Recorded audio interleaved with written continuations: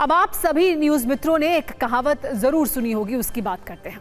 गांव बसा नहीं, लुटेरे पहले आ गए।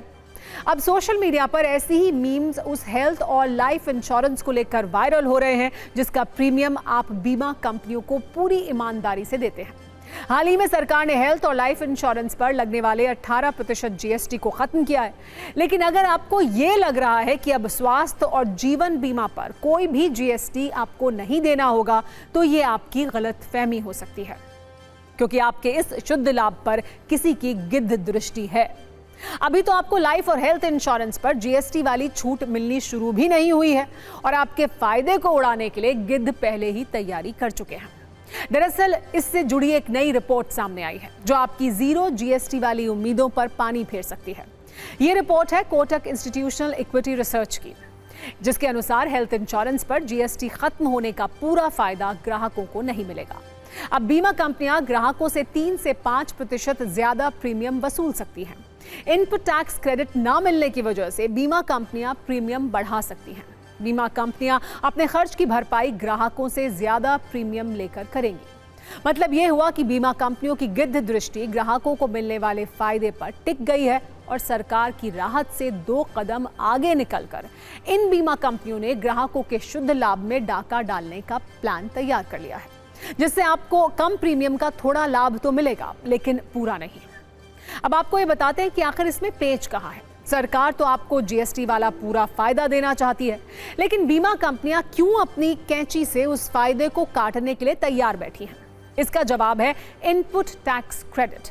अब तक जो बीमा कंपनियां ग्राहकों से 18% जीएसटी लेती थीं, उसका इस्तेमाल वो अपने खर्चों को कवर करने के लिए भी करती थी, जैसे एजेंट्स का कमीशन, कंपनी की मार्केटिंग, ऑफिस का किराया या फिर दूसरे खर्चे जो वो करती हैं। इन खर्चों पर बीमा कंपनियां जो जीएसटी देती थी, उन्हें आपसे मिलने वाले जीएसटी से इनपुट टैक्स क्रेडिट के नाम पर एडजस्ट कर लेती थी और बाकी पैसा सरकार को दिया जाता था। लेकिन अब सरकार ने हेल्थ और लाइफ इंश्योरेंस पर जीएसटी खत्म कर दिया है, तो बीमा कंपनियां अपने टैक्स को बचाने के लिए एक नया तिकड़म निकाल सकती हैं, और वो है प्रीमियम बढ़ाने का। मान लीजिए अब तक आप 20,000 रुपए के प्रीमियम पर 18% जीएसटी के हिसाब से 23,600 रुपए देते थे, तो कंपनी अपने खर्चों को ग्राहकों से मिलने वाले जीएसटी से कैसे एडजस्ट करती थी, आप वो देखिए। जैसे अगर कोई कंपनी ऑफिस रेंट के लिए 4,000, एजेंट कमीशन के 3,000 और मार्केटिंग पर 3,000 रुपए खर्च करती थी, तो इस 10,000 के खर्च पर 18% जीएसटी के हिसाब से उन्हें 1,800 रुपए देने होते थे। इसी 1,800 रुपए के जीएसटी को बीमा कंपनी ग्राहकों से मिलने वाले 3,600 रुपए से निकालकर अपना खर्च मैनेज करती थी और बाकी के पैसे सरकार को देती थी। इस पूरे प्रोसेस को ही इनपुट टैक्स क्रेडिट कहा जाता है। लेकिन नए बदलाव के बाद आपको हेल्थ और लाइफ इंश्योरेंस पर कोई टैक्स नहीं देना है, तो कंपनी क्या करेगी? इसीलिए उसने आपके शुद्ध लाभ को लूटने की तैयारी कर ली है, और ये सिर्फ एक मॉडल है। सोचिए, अगर बाकी के मामले में भी कंपनियों ने कुछ ऐसा ही फॉर्मूला निकाल लिया, तो आपकी झोली में जीएसटी लाभ के नाम पर सिर्फ कुछ चिल्लड़ ही बचेंगे। कंपनियां ये कह रही हैं कि अगर आप जो है इंश्योरेंस जीरो कर रहे हो, कोई भी टैक्स जीरो मतलब 5% में आप नहीं डाल रहे हो, तो ये जो आईटीसी हमको एज ए कॉस्ट होगा, जो अप्रॉक्स 5 to 7% हम रिकवर कर लेते थे कस्टमर से, अब वो रिकवर नहीं कर पाएंगे। तो ये कॉस्ट जो है वो चाह रही हैं कि हम प्रीमियम बढ़ा के रिकवर करें, क्योंकि ये अगर हमें जीएसटी रिकवरी इस पर नहीं है एज आईटीसी, तो हम तो हमारे बैलेंस शीट में, हमारे प्रॉफिट लॉस अकाउंट में खर्चा बुक हो जाएगा, तो हमारा लॉस उतने से बढ़ जाएगा। तो ये हमें जो है कस्टमर से रिकवर करना चाहिए। तो या तो गवर्नमेंट जो है 5% जीएसटी डाल के रिकवरेबल जीएसटी लाए, सो दैट जो हमारा इनपुट टैक्स क्रेडिट है वो पीएनडल आइटम की जगह बैलेंस शीट आइटम बना रहे और हम इसको पीएल में चार्ज न करें। तो ये टेक्निकल और व्यवहारिक दिक्कत इंश्योरेंस कंपनियों के सामने आ रही है, जिसकी मांग उन्होंने सरकार से की है। रूमर सुनाई दे रहे हैं कि शायद इंश्योरेंस कंपनीज 5%, 6% प्रीमियम बढ़ा देगी। अब तक ये कोई भी चीज़ फाइनलाइज नहीं हुई है, तो आप इस बात पे भरोसा ना करें और वील हैव टू वेट। 22 सितंबर के बाद में अगर जो भी अनाउंसमेंट है, जो भी अपडेट्स आएंगे, उसको हमें फॉलो करना है। वैसे जीएसटी की चिंता छोड़िए, आप ये सोचने के लिए मजबूर हो जाएंगे कि जरूरत पड़ने पर आपका क्लेम पास भी होगा या नहीं।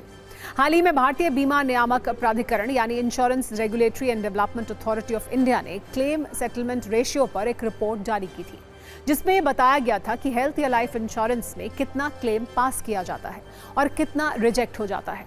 इसमें हेल्थ इंश्योरेंस के आंकड़े बहुत चिंताजनक हैं। रिपोर्ट के अनुसार हेल्थ इंश्योरेंस कंपनियों ने वित्त वर्ष 2023-24 में 26,000 करोड़ रुपए के क्लेम रिजेक्ट किए, जो वर्ष 2022-23 से 19% ज्यादा है, क्योंकि वित्त वर्ष 2022-23 में 21,861 करोड़ के क्लेम स्वास्थ्य बीमा कंपनियों के द्वारा खारिज किए गए थे। यानी आप ये सोचकर अपनी सैलरी से हर महीने या सालाना प्रीमियम भरते हैं कि भगवान न करे अगर आपको अस्पताल में किसी बीमारी की वजह से भर्ती होना पड़े और उसके इलाज में कोई बड़ा खर्च आ जाए, तो ये इंश्योरेंस कंपनियां संकट के समय में आपके मित्र के तौर पर खड़ी रहेंगी, जैसा इन कंपनियों के विज्ञापन में दावा किया जाता है। लेकिन असल में इन दावों और हकीकत के बीच एक बहुत बड़ा अंतर है।